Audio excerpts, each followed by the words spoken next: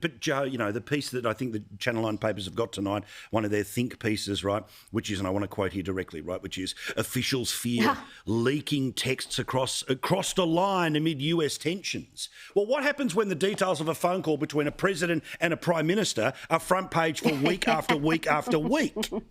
Yeah, I thought that was pretty bizarre, to be honest. I think I said on this show last night as the news was breaking, once you call someone a liar in politics, even in the cut and thrust of domestic politics, that's a very serious allegation to make. And most of the time, even oppositions and governments will not say that. They will not use that language. They might say, misled the parliament or something along those lines, or just, the PM's not being truthful or not telling the whole, whatever it is.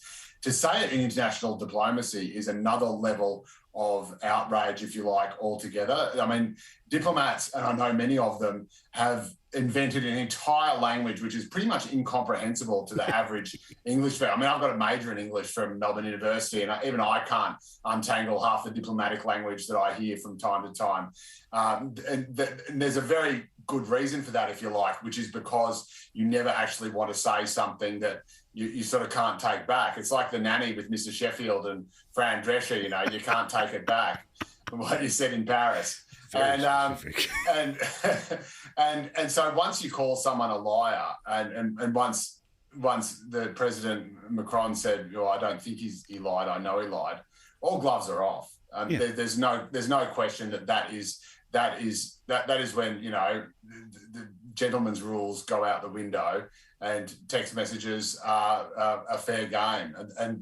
And to be honest, I found that was the more shocking comment, not the strategic leaking, which I have no doubt came from the Australian side. The other interesting thing is that there was a great article by Cameron Stewart in the Australian today about how clearly the Joint Chiefs and their advisors did know that the subs deal was off the table, or at least that the Australian government was looking at other options.